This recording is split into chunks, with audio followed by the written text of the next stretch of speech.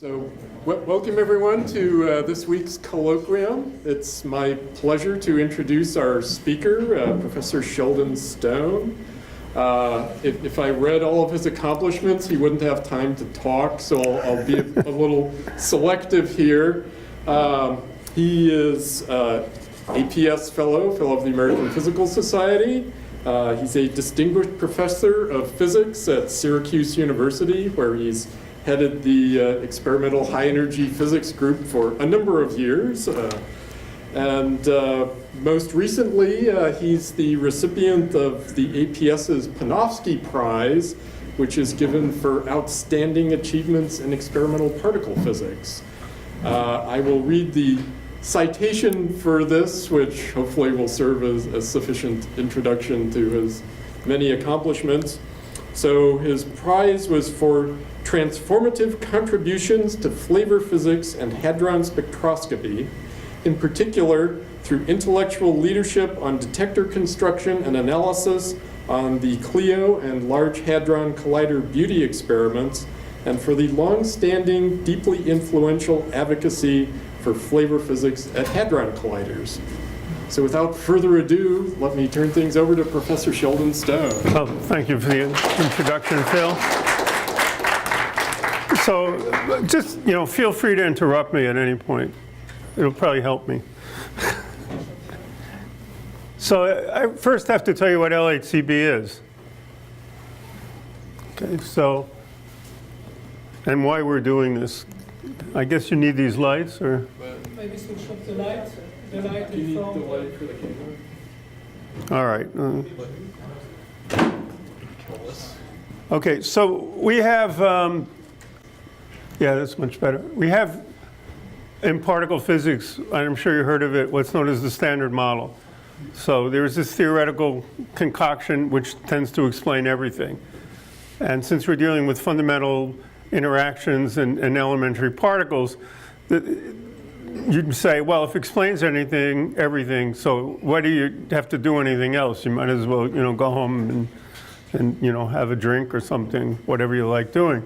Well, the thing is, though, that there are a lot of reasons that we know that there's physics that the Standard Model doesn't explain. And we want to get to those. We want to understand what's going on. So the first problem is dark matter. So this has been known for very many years. When Zwicky found it in the late 30s, I think.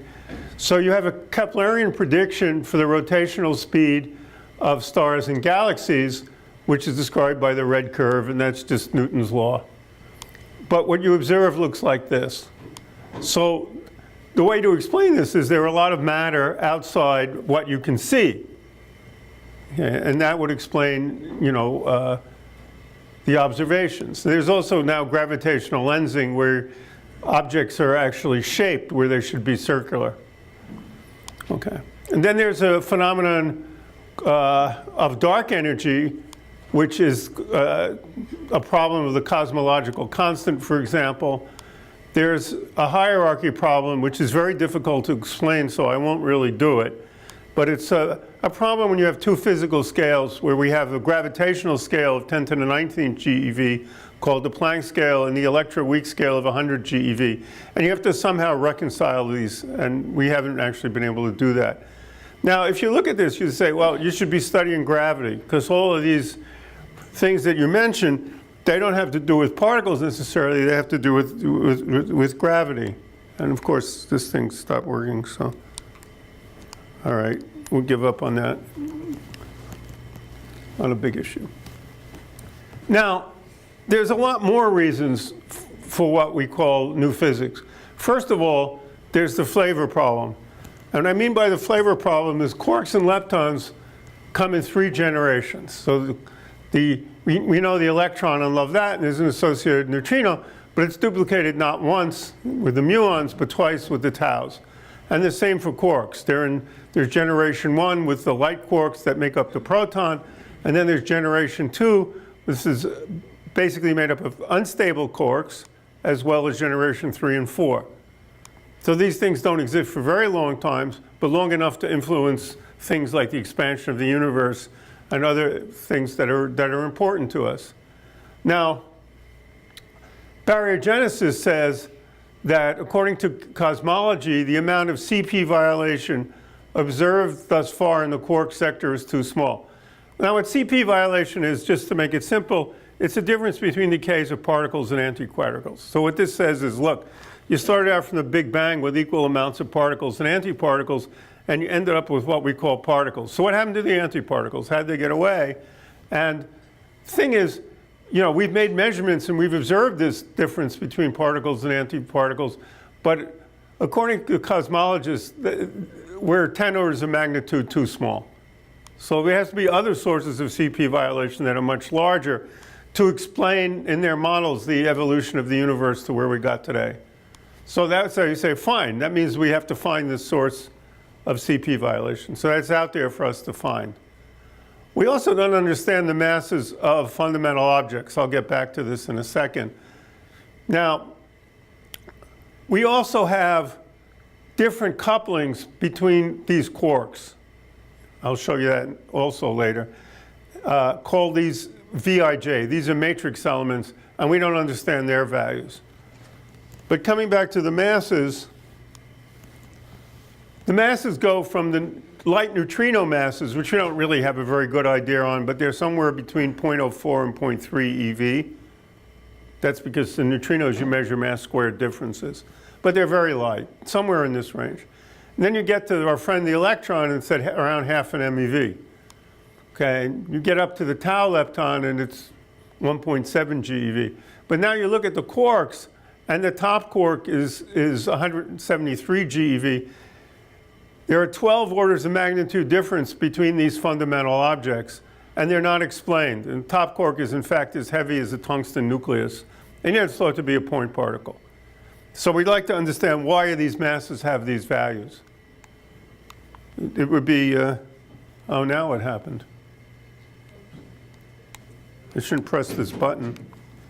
All right, at least we're back to civilization. Okay.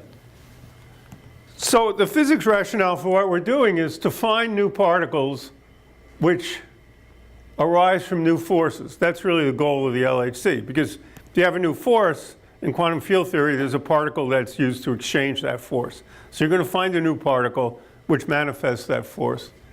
Okay, and it's motivated by all the things I told you about. Okay, now, ATLAS and CMS, they can detect these directly. In other words, they go out and say, we're going to find these new particles directly. Okay, this is the way to do it. We'll brutalize 2 protons and we'll find something new. And that's a perfectly legitimate way of doing it. On the other hand, what we do, and there are other flavor experiments, we do this in a more subtle way. We do it indirectly. Okay. Now, how do we do this indirectly? Okay. The main purpose, as I said, is to find and define the properties of physics beyond the standard model. So flavor physics probes large mass scales via virtual quantum loops. And those of you who've had some quantum mechanics courses may recall the Lamb shift, okay, in atomic hydrogen.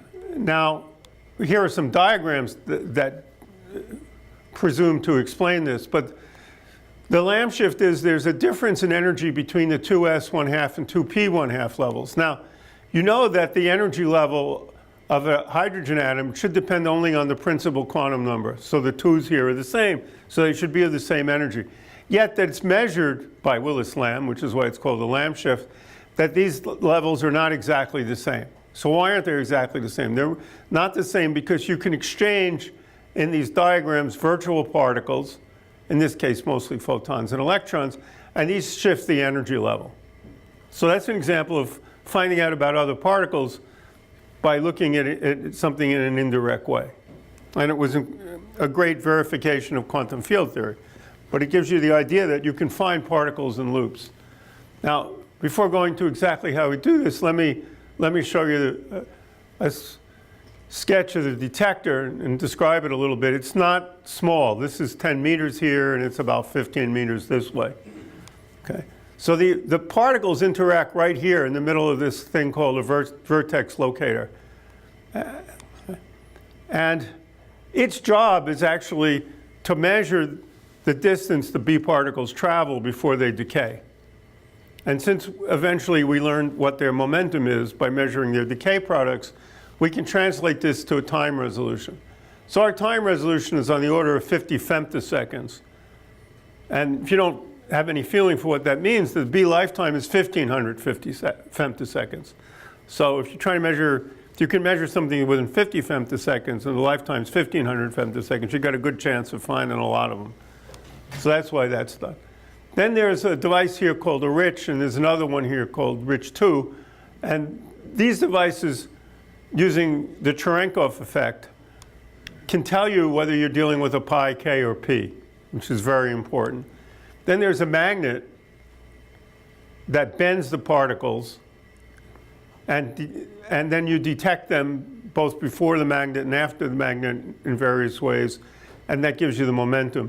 And then there's an electromagnetic calorimeter, which measures photons, and the Muon filter here. There's also a Hadron Collider, which interacts hadrons. And then anything that gets through this iron has got to be a muon, because nothing else will. Okay, so to make this vertex measurement, we have these silicon planes. So this is the bottom half of the actual detector. There's a top half which comes down, and the proton beam goes through this small hole here. So you can see that these detectors are very close to the beam. And they're actually in a vacuum. Okay, there's some properties on it. Okay. Now, this is an example of what we want to find. So here's a process which is BS to DSK. You might not have any idea what that is. It's actually a suppressed process. But just to illustrate what's going on here is you have a primary interaction, and we determine the position of this vertex to within about 47 microns. Then the BS decays on average distance of about a centimeter.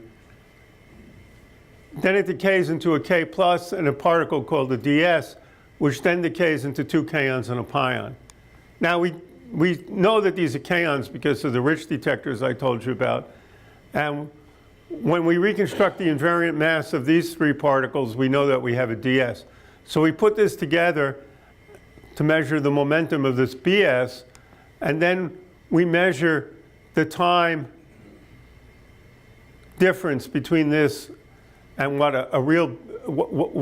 the simulated version of the BS decay would have it at, and you get a time resolution of about 40 femtoseconds. I told you it's 50 before, but in this case it's 40. So we really know what this time is very, very well, and that's one of the things that's very important for us. So here's more of a mechanical drawing of the detector. So here is this vertex locator, and then there's the silicon strip detector called the TT and the magnet. And then there are chambers here which also detect tracks and measure their position. Okay? And in order to do this with any accuracy, you have to measure the mass. Well, here's the magnet. It's not, these are actual real people, not dolls. So you can see that it's pretty big. It's a very large aperture magnet, and it opens up near the end. And these are the silicon detectors as they're being put in for this tracking layer here. And these are, well, you can't really see much here, but these are these chambers here. Again, it's not small. There's a staircase leading up to there. Okay. So when you put all of this together and calculate the invariant mass via the sum of the I squared minus pi squared, where there's a vector, the pi is a vector quantity, you can see a peak here. And that's the peak for BS to DSK. You also see a peak here, which is the peak for B0 to DSK. So this is actually both of these are quite interesting. But this we actually can use for physics analysis.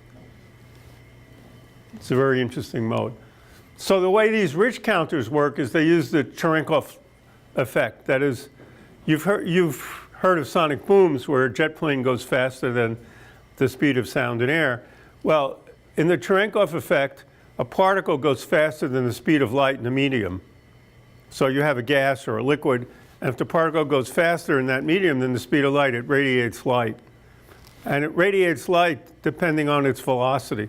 So you get a measurement of the particle's velocity. And since you've measured its momentum, because p is mv, you now know its mass. So it sounds indirect, but actually it works. So you measure the Cherenkov angle, and here's an example of an event where you have these Cherenkov cones and you fit them, and you get an idea from this radial distance here what the Cherenkov angle is. Okay. And how well does this work? Well, we had, over the whole momentum range of particles, okay, probability, the efficiency in this case is about 97% for a k, measuring a k as a k, and the background measuring a pi as a k is about 4%. So this is actually an enormous help and one of the wonders. And then there are these calorimeters. I don't want to talk too much about them. Okay. And the Muon filter. The only interesting thing about this is how big it is. There's a person down there. So there's a lot of effort in engineering just to support this. So here's an actual event. This is a different decay. This is a lambda b going to a j psi particle and a k minus and a p. And the j psi decays into 2 muons. And if you look down here, the muons are the ones that go through this iron here, and you can see the tracks here. And the k and the p are given by these other colors, by the purple and the red. I guess they're even labeled here. And they all form together a point here. And the point is displaced by about an inch, in this case, from the pp interaction point. And these are the layers of the silicon detector imposed. And there are other tracks here, but they're lightened in color so they don't obscure things. There's like a few hundred tracks at each interaction. And that helps determine this primary vertex. So this is like, in the old days, we used to have bubble chambers where particles went through superheated hydrogen or supercooled hydrogen, and then they left little bubbles. And then you took pictures of the bubbles, and you reconstructed these. And everything had to be done by hand. They had to be looked at by hand. They had to be digitized by hand. Well, it's like that, but here everything is done automatically. All the digitization is done, and all the tracking is done with software. So the bubble chambers used to take data at 1 hertz, and then it took a few years to analyze it. We run at 1 megahertz, and we will run at 40 megahertz with the upgrade, because we will have a much wider trigger bandwidth here. So this 1 megahertz is determined by hardware, whether you have tracks at the right momentum or muons or something like that, and that we're getting rid of. Furthermore, the data are calibrated and reconstructing online, and then used in the software trigger and not reprocessed. And we do that now. We just take data off the detector and consider it fully processed. And to get even larger bandwidths, what we do is, while the machine is running, we take some data and say, well, we don't have time to analyze it. We'll put it on this disk. And then when the machine is filling, we analyze it. So that increases the bandwidth by like 30%. How many interactions per crossing do you take? We're running now at about 1.5. And we intend to go to a factor of 5 higher after the first upgrade. So there are many physics areas that we do. I talked to you about searches for new physics, but there's hadron and exotic hadron spectroscopy, electroweak physics, searches for Majorana neutrinos, measurement of antiproton production in proton-helium collisions, which is relevant to astrophysics, heavy ion collisions, etc.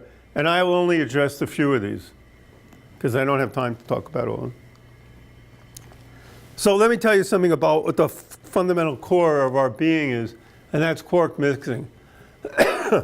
So consider the charm quark.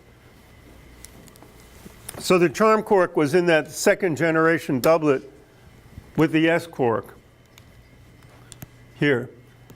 And I drew in the first generation doublet, the U and Ds. So the charm can decay into the S quark, or it can decay into the D quark.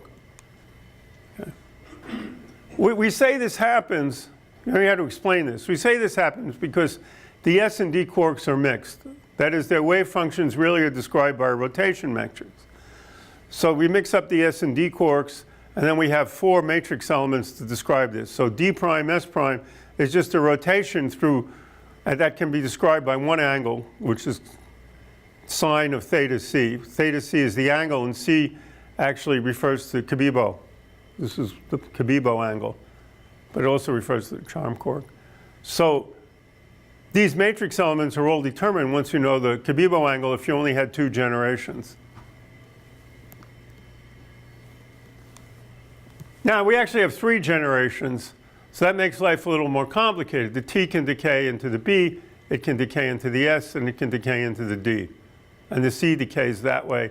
And the B can go to the C and the U. Okay. You don't have quarks of the same charge decaying into one another. Just these are charged 2/3. Okay, these are charged minus 1/3. And we say that all these 3 generations, this happens because instead of having a 2x2 matrix, these charged minus 1/3 quarks are mixed together in 3 generations, and therefore we have a 3x3 unitary mixing matrix. And because it's unitary, it turns out that there's only 4 free parameters. And these are lambda, A, rho, and eta. And you notice that eta is multiplied by I, which is the square root of -1. And ultimately, the reason you get CP violation is because you have a term where eta is not 0. That allows for particles and antiparticles to behave differently because of the way because they decay through these matrix elements, which can interfere with each other. So we know lambda and A pretty well, and we have constraints on rho and eta. Of course, better measurements are always appreciated because in the standard model, these are fundamental constants of nature. But we seek not only to measure these, but to find physics beyond the standard model. So one game in town is measure these better. And we have access to measuring this coupling. Well, we have access to measuring a lot of couplings, but these 2, this one and this one, are the most important for us. Now, if you look at the values of these matrix elements here, the 9 matrix elements here, you notice very curiously, the diagonal ones are the largest. And the off-diagonal elements can be very small. This dot here is the actual relative size of the BDU coupling, where on both sides I've drawn the matrix element, and the decay rate through that coupling only is the area squared. So you can see very different. Now, if you look at that in the case of neutrinos, where you also have a similar situation, where you have 3 neutrinos, nu e, nu mu, and nu tau, that are mixed into each other, this looks very different. And nobody understands why. So one of the great theoretical challenges to explain either one and why they're different. Now you can go further in this game, okay? Since the ZK matrix is unitary, either the quarks mix into each other or they don't, the probabilities have to be 1. So the product of the complex conjugate of any column with any row must be 1. So you could take and multiply this together, and you should get 1 here. I don't know where I wrote 0. But oh yeah, this is 0. The total probability is 1. This should have been a 0. So this is the correct statement. Now you can think of each term as a vector, okay, where x is the real part and y is the imaginary part. So this matrix element here plus this matrix element here plus this matrix element here gets you back to 0. So here is x being the real part and this y being the imaginary part. So x is the real part of this matrix element here, or whatever. So you have this triangle. And to make things even simpler, you can divide everything by this. So you get this triangle is now defined, the base is defined between 0 and 1. And then this rho eta position is measured by this vector in real and imaginary space here and this one here. Now, this looks complicated, but actually it's not so complicated because VUD and VCD are well known and almost equal. So you can sort of cross it off here. And so this then measures VUB or VCB, which is one of the things you really want to know. And that's just, if you go through the matrix and calculate it, it's just rho plus I eta. So you can measure that. You can measure rho plus I eta. And similarly, if you measure this thing here, you get 1 minus rho minus I eta. So it's actually very simple. All right. And then the angles are different functions. These angles, eta, alpha, beta, and gamma, are different functions of these parameters and can be measured directly. So you can have a feast on this. You measure these two sides. This one you know very accurately. It's one. And you can measure the angles. And you can see, are they consistent or not? Because they're not consistent, you have to figure out why, and that's new physics. There's more than one triangle, too. Okay. So if you talk to people you meet on the street, they say, come up to you and say, how come you haven't seen new physics yet? And I say, wait, are you sure we haven't seen it? How do you know we haven't seen it? Because what we observe is the sum of the standard model plus new physics. So how do you tell me how much new physics we're not seeing? It's a scientific question. So one hypothesis, we assume that tree-level diagrams, which is the exchange of only one gauge boson, are dominated by the standard model, and loop diagrams could contain new physics. Now this is an assumption. So here's an example of a tree-level diagram. This is basically nuclear beta decay of a B quark. So you have a B quark comes out, emits a W gauge boson, and that could turn into an E and a nu bar, or mu and a nu bar, or even a tau and a nu bar. And then the B quark can combine. It can become a C quark or a U quark some of the time. And then it combines with the antiquark or doesn't. But somehow you can get a meson or two out of here. That's a tree diagram. Now here's a very interesting loop diagram. You have a B meson and an anti-S quark. They exchange a charged 2/3 quark here, any one of these. You get two W's here, so that's two gauge bosons. And then you can exchange a T, a U, and a C quark, and all of a sudden the B quark became an anti-B quark, and the anti-S quark became an S quark.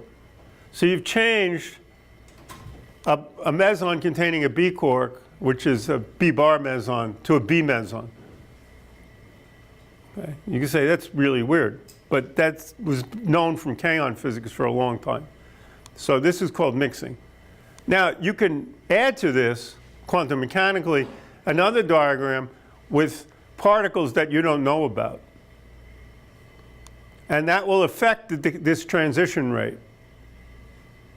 Or can affect it. So if there are other particles out there, this transition rate can be affected. And so you get a different value for this mixing rate. You can do more, because when you add another diagram here, you have both real parts and imaginary parts in the amplitudes, and the imaginary parts are very sensitive to CP violating effects.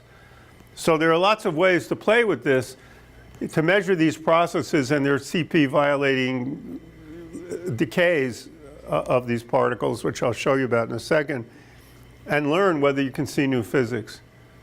Okay. So I described that for the B sub S, but this could be any neutral meson, K0, B0, BS, or D0. And then you get this diagram here.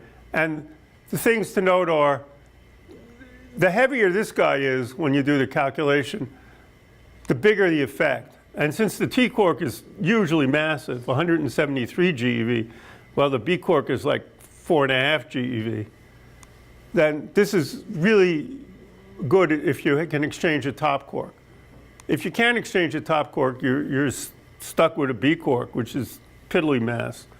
So you don't expect it to be big. And it also depends on what these CKM couplings are here. So that's all you really need to know, and then you could figure out what this is. If you're a theorist. And you can calculate it. Okay. Now, of course, new particles could appear here, and then it would affect this a lot. And of course, there's a corollary to this. New particles that we don't know about must appear here. It's just that we don't know about them. Okay. So we want to measure all this stuff and see what's going on. So if you look at the D0 meson, you can't exchange a B quark, you can't exchange a top quark here. So you expect this to be really small. And it is really small. It was just seen a few years ago, and it's seen it. This is the probability of a D0 decaying as a D0, and the red line is the probability of it decaying as a D0 bar, and you can see it's really small. but it's been measured, less than 1%. Now the B sub D, it has a much bigger probability to decay, and you can measure it. And you can see that at near short lifetimes you don't see much, and then it builds up and then it goes down again. The fun one is the BS, because everything here, you have a top quark here, and these CKM elements are much bigger for BS than they are for BD. So it oscillates like crazy, man. And it's fun. Now you could say, why should I believe this? Well, here's data. So in this case, we fully reconstruct a B0 going to a D minus pi plus. Okay. So you start with a B0, and here's the signal if you add B0 and B0 bar together. 6,000 events per bin here. Not the full data sample by any means. It's just a small sample. And now if you measure the number of B0 bars minus the number of B0s over the sum, you see this nice asymmetry. And what you're really interested in is the frequency of this wave.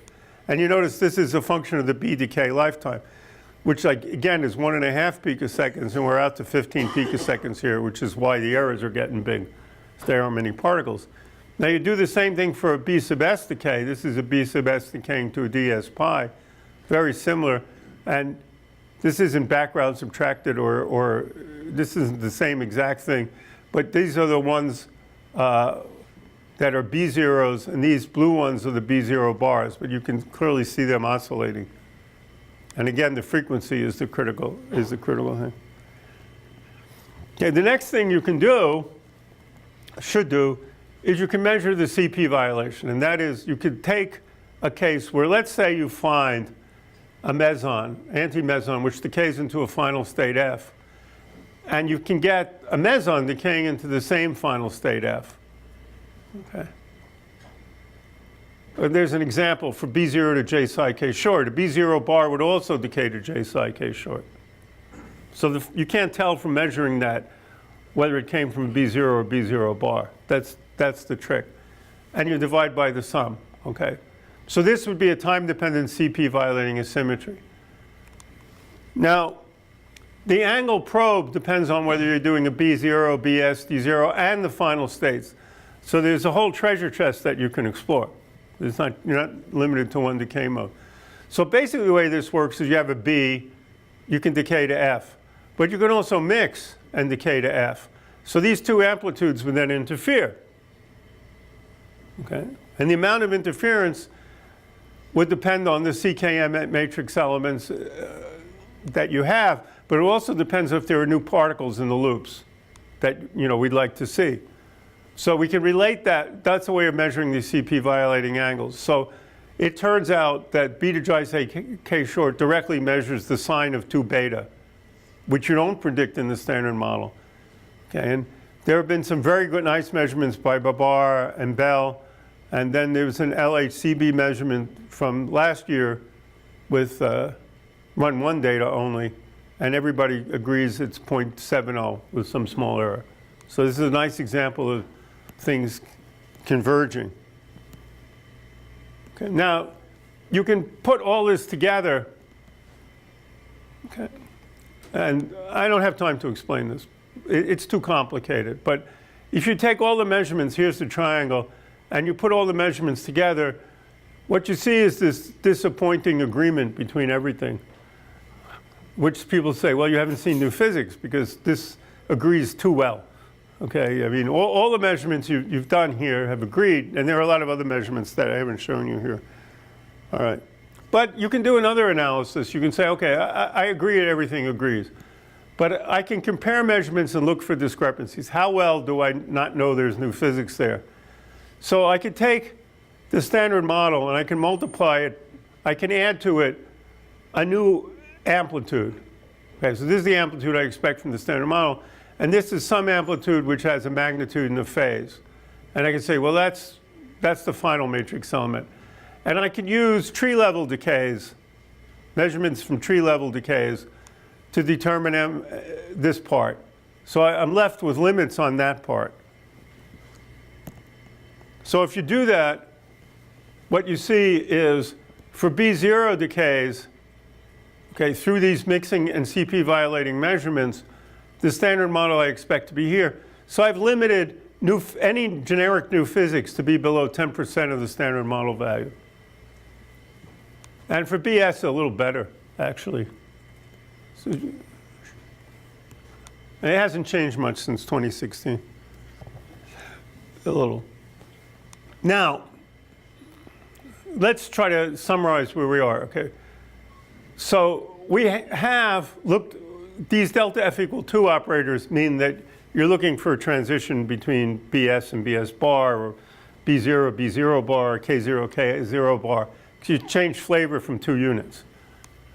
You can write the effective Lagrangian as the standard model Lagrangian plus Ci OI divided by lambda I squared. So OI is any operator, any physics process, really. They're different physics processes.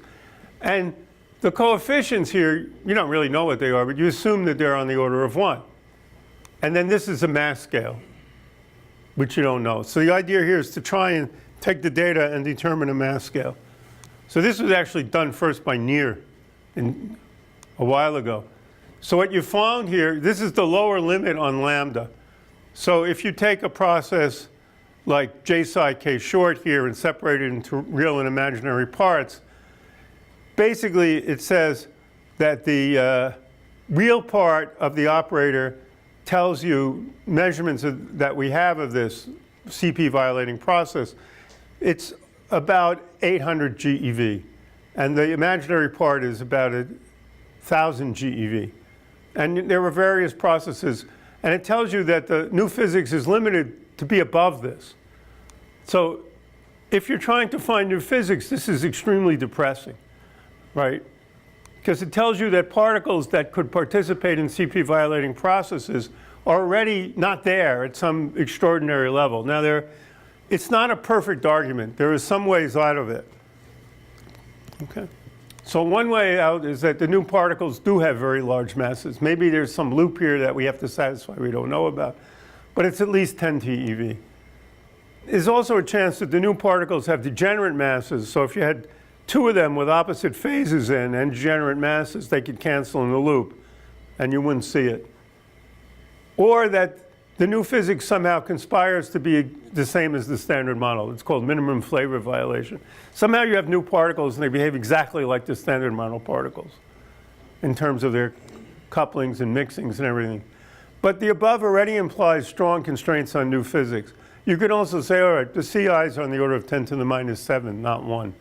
And you have your choice. So it's not a completely waterproof argument at all, but it should give you food for thought. You're not seeing things where you expect to see things. Now, there's another way of doing the analyses. Here we pick models and work out their consequences in many modes. So this is from 2010, actually, where there was a limit from CDF on 2 processes, BD to mu plus mu minus and BS to mu plus mu minus. These are the branching ratios expected in different models. And you notice these are not easy to measure because this is basically times 10 to the minus 9th here. So the standard model says that this branching ratio here is 310 to the minus 9th. Okay. And this is 310 to the minus 10th. And here are various models in supersymmetry and 4th generation quarks, et cetera. So here's the standard model here. Okay. So why is this a really interesting process? Well, just think about it. You start out with 2 quarks, you end up with 2 leptons. So in the standard model, there are only loop diagrams that can describe it here. And you can also describe these loop diagrams with particles you know nothing about. They don't have to be supersymmetry. And then these would add quantum mechanically, and it would change the decay rate. Okay? And you can have whatever new particles you want in there. So LHCb, there's been a long history of this. LHCb saw the first evidence. Then there was a combined result from CMS and LHCb. Then Atlas didn't see anything. But LHCb has come out now with an improved analysis. And this is the first experiment that actually sees a full signal, 7.8 sigma, where 5 sigma is the gold standard by itself. And what you see is you see this nice bump at the BS S mass for Bs to mu mu, you see a very small thing here. You actually see nothing here, but this is where B0 would be. And this is the best fit to the data. And these are all background things that have been modeled. That's why the data goes up here. Now, unfortunately, the branching ratios measured there tell us that we're within the standard model range, and most of these other models are cut out, which is good. I mean, they're gone. You don't have to worry about them anymore. So that's very positive. Now let me get to some things that are a bit intriguing and do not fall under the previous categories we've looked at before. So in the standard model, differences between interactions of individual charged leptons can only be due to their masses. That's called lepton flavor universality. So the mass of the tau divided by the mass of the mu divided by the mass of the E has these ratios. Well, it seemed prudent to make some tests. So two theorists, Hiller and Kruger, suggested that order 10% were possible, 10% effects were possible in new physics models. So we did that. Okay. Now, these decays, particularly are called penguin decays for reasons I don't have time to explain.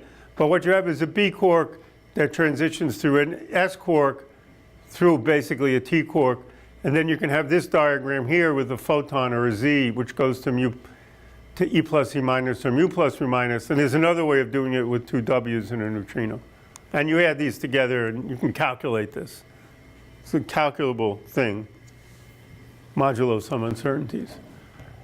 Okay, this is complicated, but I will make it simple. So look here first. So what you notice is there are regions here that are grayed out where there's no measurements. And that's done on purpose because if you have a B sub S to phi mu mu, this mu mu could have come from a J psi resonance.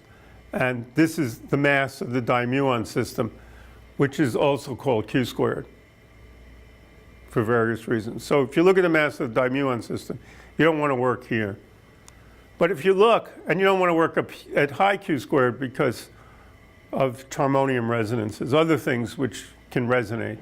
But if you look down here, in every one of these measurements, the black points are the data and the blue points or the colored points are theory. In every one of these cases, the data is below the theory. This is all mu mu. So already, you know, you have this uncomfortable sense that something may be going on here.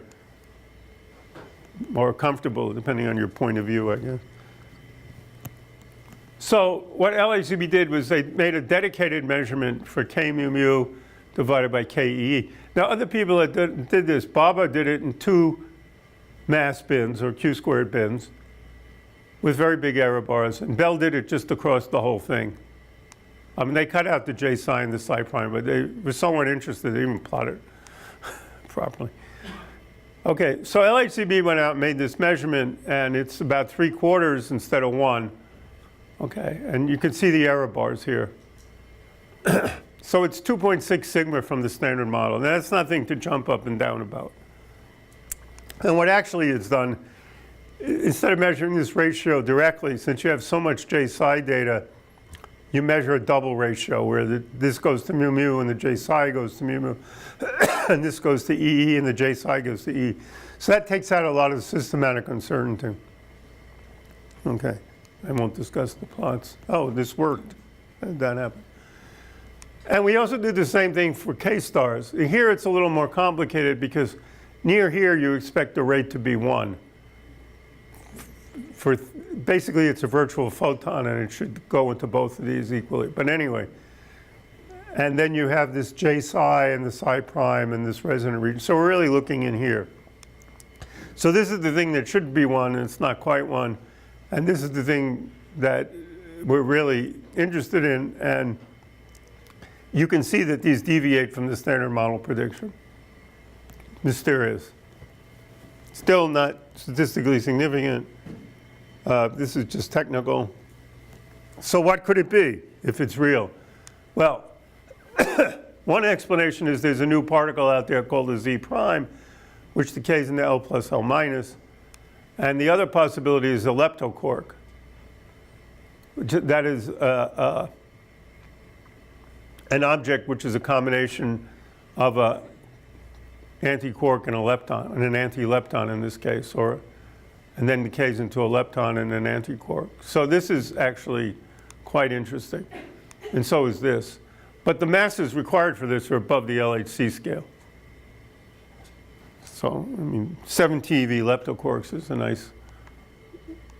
nice thing to say, but we don't know yet. So, I haven't given you too many details. Should we believe in this? Yes, the R measurements are double ratios to J size, and if you measure the J psi ratio, it's consistent with an error in within 4% with a 5% error, say. The KEE agrees with the standard model prediction. Remember, the muons were below, but the KEE is higher. Okay, so that puts the onus on the muon mode, which we do much better than the electron mode. Both of these are different than one, and there's supporting evidence in angular distributions, but I would say the statistics are marginal in each measurement. You need confirming evidence in other experiments for RK and RK star, and it's disturbing that RK star is not 1 in the lowest Q-squared bin, which it should be because of the photon pole, and the angular distribution evidence is weak. Then there's another anomaly where you do D or D star tau nu and D or D star mu nu. I don't want to dwell on this, but some people think this is significant and is about 4 sigma from the standard model. Some other people question that. So it's possible. Now, do I have any time left? Yeah, I think, right? 10 minutes? So I want to talk to you about spectroscopy. So here we're just probing the physics of quantum chromodynamics, and we do a lot of it because it's fun. For example, what we looked at was omega C's. Now these are states which are quark content CSS. Remember, the omega had quark content SSS, the omega famous omega minus.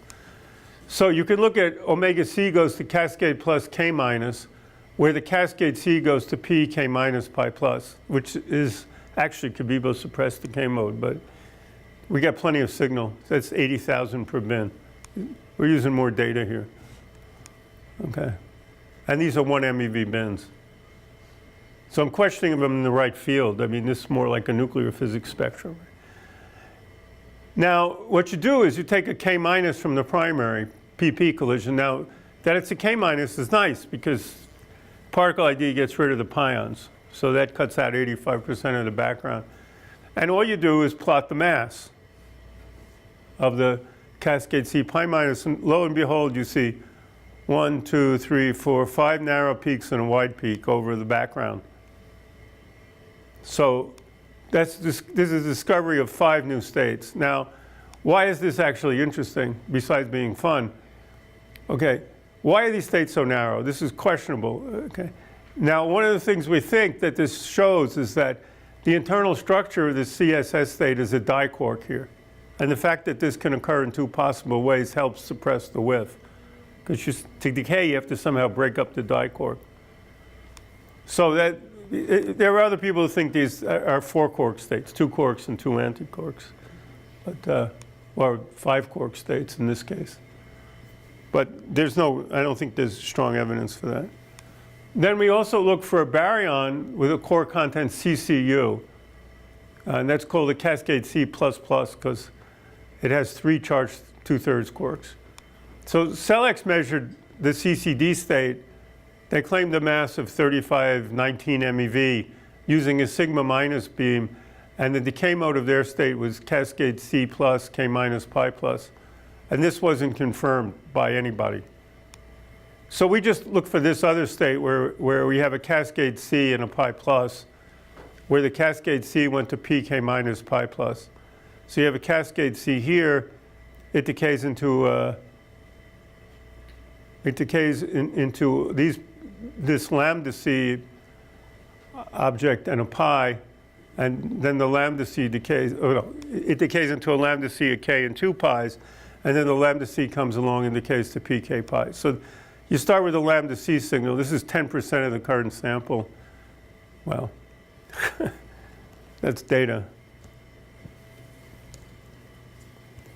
So what do we see? Well, we saw a peak here, okay, at 3621. Now this is a different charge state than the Select state, but you expect the isospin mass spinning to be no more than 10 MeV, if that much. And so here's what we see, and here's what we would have seen if Select was correct. So we disagree with Select, that we're 100 MeV higher. Okay, and okay. Again, this state looks like it could be a diquark state. So that's conventional spectroscopy, and we have some exotic spectroscopy also that's being worked on. So when I tell you about the pentaquarks here, this is going to be updated, and there'll be a significant update. We go from 26,000 signal events to 120,000. So things will change. Okay. We just got a lot more data. So first, we looked at this because we were trying to study this. And this was suggested as a background. And we looked at the PDG and said, nobody's ever seen this mode before. So I told my graduate student to look for it, and he refused. He said, nah, it'll never be a background. So I said, look for it anyway, because it's longer to argue than to just look. So he found a huge signal here. It's 26,000 events. It turned out not to be a background at all. But with this signal, it was a perfect way to measure the lifetime of the lambda b. Remember, there was a controversy about the lambda b lifetime being short from LEP, and we found it wasn't. And there were other experiments that had indicated that, but our measurement was very precise because we had a lot of events and good time resolution. But when we plotted the mass of the k minus p, it looked fine. You can see these bands here. And this axis is the mass of the j psi p, and there's a band here. And when there's a band here, it generally means there's a particle. So here's a particle, and there are many others mixed in here. But you know, we sort of said, j psi p, that would be a pentaquark. That can't happen. That was the initial reaction. So here are the projections. This is the resonances in Kp, which would correspond to this Feynman diagram, where you produce a j psi. And this could have been a lambda, and sometimes it is. But we don't see it in this decay mode because the lambda star has to go to k minus p. So there are plenty of lambda stars there. But then there was this annoying feature here, which is what you saw in the Dallas plot. And that can only be produced by this diagram here, a k minus and a PC. We call it PC. So the question was whether this diagram existed. Now, this gets tricky because just finding a peak in a mass spectrum is not enough to prove the existence of new states, usually. You have to parameterize the full decay amplitude in terms of the intermediate resonance states, i.e. the lambda star states and other states. And this gets very complicated, so I won't really explain it. Just point out that what we do is we add the angular distributions in the analysis. So the fitting function takes into account all the angular distributions as well as the mass spectra. And then you do a fit. And when we did that, the fit failed abysmally. We put one PC state in and we couldn't get anything out. That was very annoying. So we put two in. And with two PC states, we could explain the data. One being wide and one being narrow, and them having different spin parities. And the lambda star states, we never had any trouble explaining, no matter what we did. But okay, so the angular distributions also looked very nice. I don't want to go into any more detail on that. So come on, move. All right. So the question here is, are these tightly bound states or molecularly bound states? So this would be a tightly bound state. And if you show this in Europe, nobody knows what this is. It's really unfortunate. There's no culture there. Or is it a molecular state here, where you have sort of a charm baryon sticked onto a charm meson? Okay. And then some theorists raised the possibility it wasn't really, these aren't really states at all, they're rescatterings near thresholds. And they always can make up something like this because there are a lot of these possibilities, but they've never predicted one, which I find to be quite amusing. But in order to confirm what's going on here, we need new states and new decay modes, and we have a lot more data so we can look at the old states. So there are many predicted, and we have to see what we see. So that's part of the exotics. I didn't cover. There are a lot of other exotics we've looked at in various ways, some of which have been quite amusing. Okay, conclusions. We may be seeing the first hints of physics beyond the standard model and a failure of lepton flavor universality. This implies in many models lepton flavor violation. That is, we may be able to see B minus to K minus tau mu. There's a nice paper by Glashow on this. It's not 100% correlated, but and we're looking for this. Viable models include a Z prime, not just a heavy Z. As I said before, here's what it looks like. It's not your grandmother's Z prime because it couples to separately to B. It couples to a B and S rather than just a BB bar or SS bar. Or it could be a leptoquark. We don't know. And we don't know if they're right or not. Okay. So LHCb looks at and makes measurements in many different areas not described here. Helpful cross-sections for other physics areas, especially proton helium goes to antiproton, Majorana neutrino searches, precision electroweak measurements, heavy ion collisions, and many additional spectroscopy areas are being investigated. Upgrades. So upgrade 1, the goal is to run at 5 times the current interaction rate and increase the trigger efficiencies for final states other than dimuons by a factor of 2. You might say, why not dimuons? Because they're already 90% or 95%. So hardware is due to be installed 2019. Data taking, I think, is 2021 now, but we don't know. Okay, the upgrade 2 goal, that's the first upgrade. So increase the luminosity by another order of magnitude. And this requires novel new detector technologies, including precision timing at the 30 picosecond level. So after upgrade 1, detector looks the same, except that all these pieces, this is a new thing with pixels instead of silicon trips. This is a vastly improved silicon strip detector. And this changes from straw tubes to scintillating fibers. And the photon detectors here are new and different. And also here. So it becomes almost a new detector. And the trigger and DAC are completely new. I'm done. So next slide. Okay.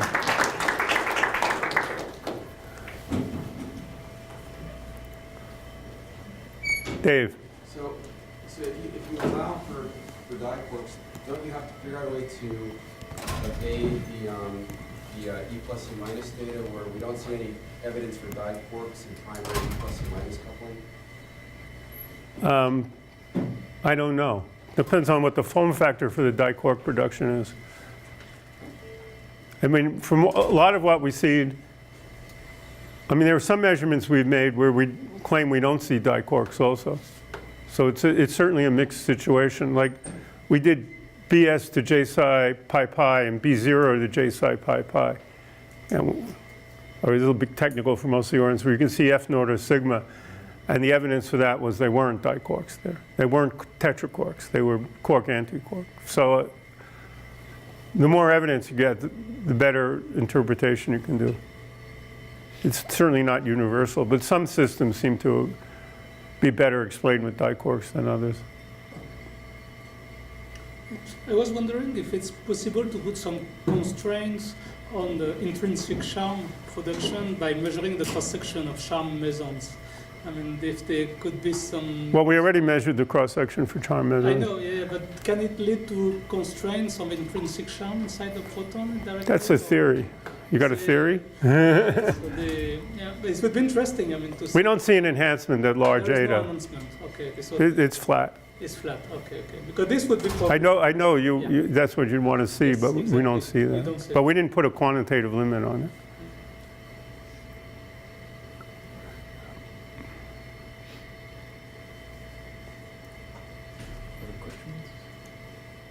Are there other experiments that could lead to following up on these R anomalies, or is it? Which numbers? The R number, yeah.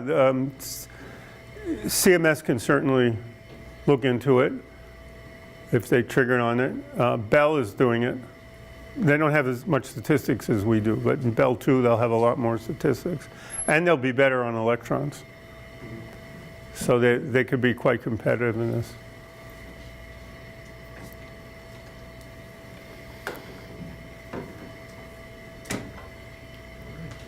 If there's no other questions, let's thank our speaker again.